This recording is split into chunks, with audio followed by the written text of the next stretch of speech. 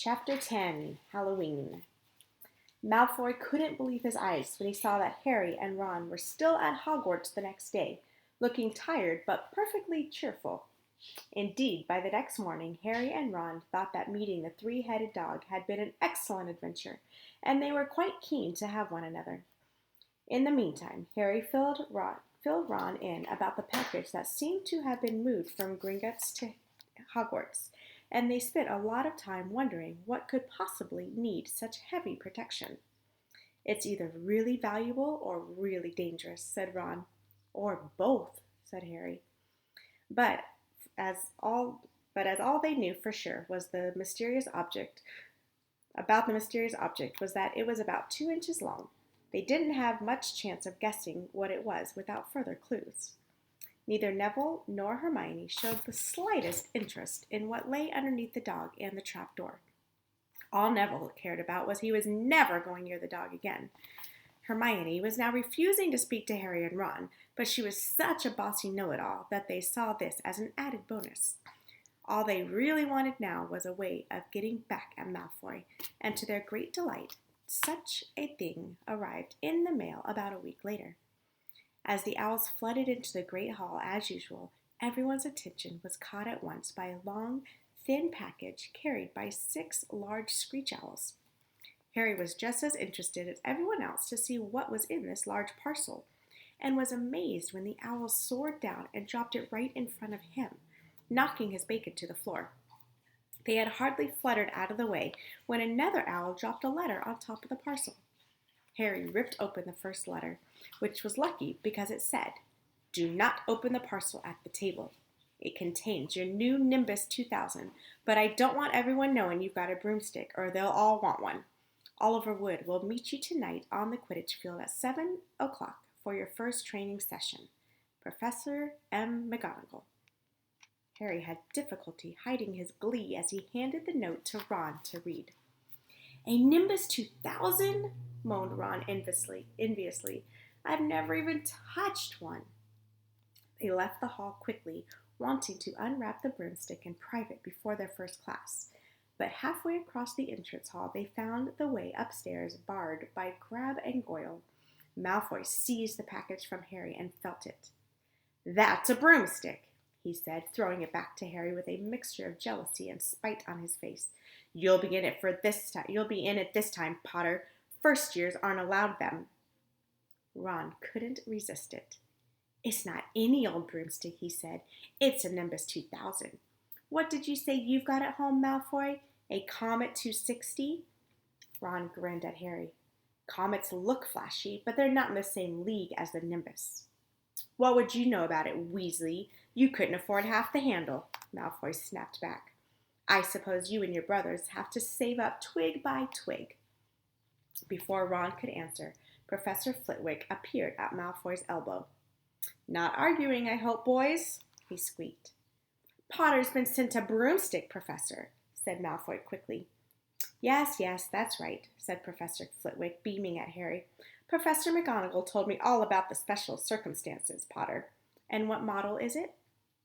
"A Nimbus 2000, sir," said Harry, fighting not to laugh at the look of horror on Malfoy's face. "And it's really thanks to Malfoy here that I've got it," he added. Ron and Harry headed upstairs, smothering their laughter at Malfoy's obvious rage and confusion.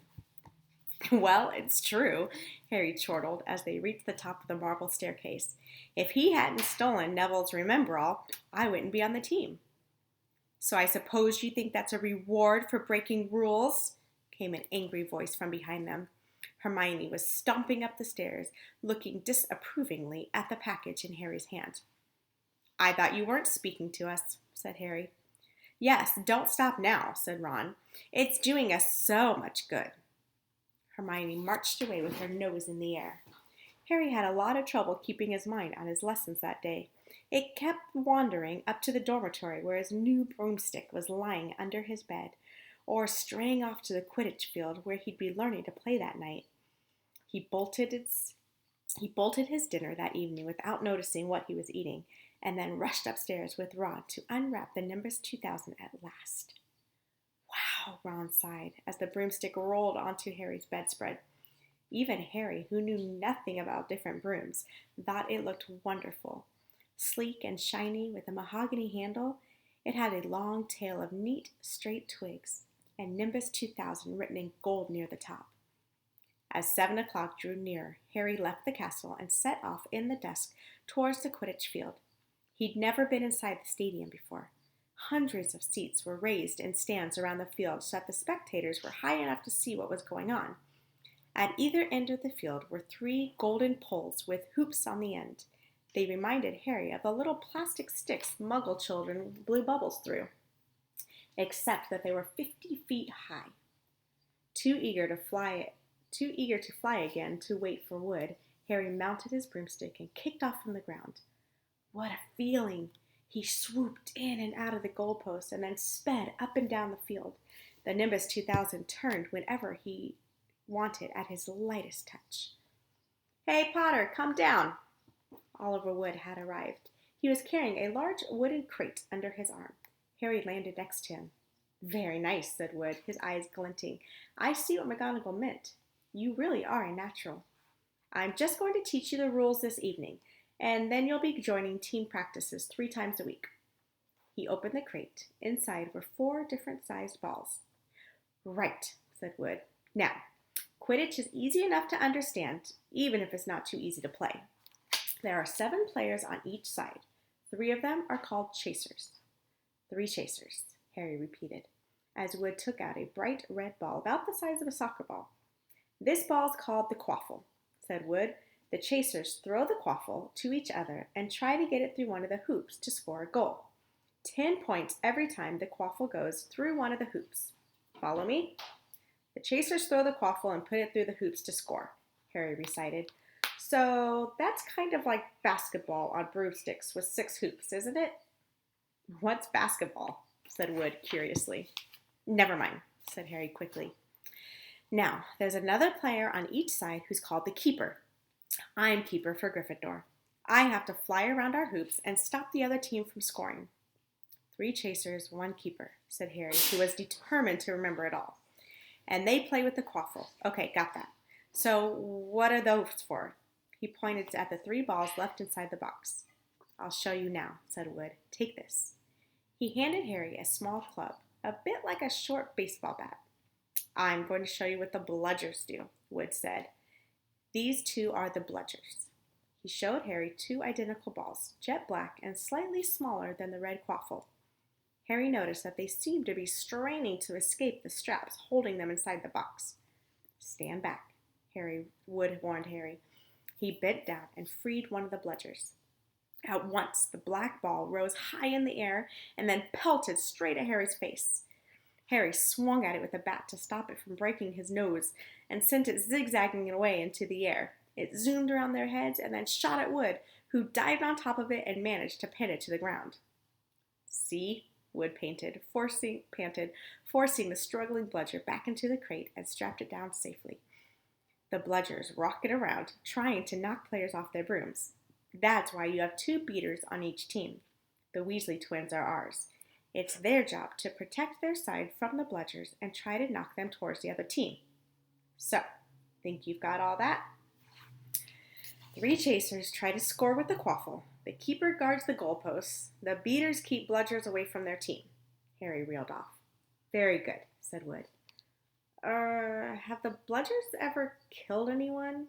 Harry asked, hoping he sounded offhand. "Never at Hogwarts. We've had a couple of broken jaws, but nothing worse than that. Now, the last member of the team is the Seeker. That's you. And you don't have to worry about the quaffle or the bludgers, unless they crack my head open. Don't worry. The Weasleys are more than a match for the bludgers. I mean, they're like a pair of human bludgers themselves." Wood reached into the crate and took out the 4th and last ball. Compared with the quaffle and the bludgers, it was tiny, about the size of a large walnut. It was bright gold and had little fluttering silver wings. "This," said Wood, "is the golden snitch, and it's the most important ball of the lot. It's very hard to catch because it's so fast and difficult to see. It's the Seeker's job to catch it. You've got to weave in and out of the chasers, beaters, bludgers, and quaffle to get it before the other team's Seeker. because whichever seeker catches the snitch wins his team an extra 150 points. So they nearly always win. That's why seekers get fouled so much. A game of Quidditch only ends when the snitch is caught, so it can go on for ages. I think the record is 3 months. They had to keep bringing on substitutes so the players could get some sleep.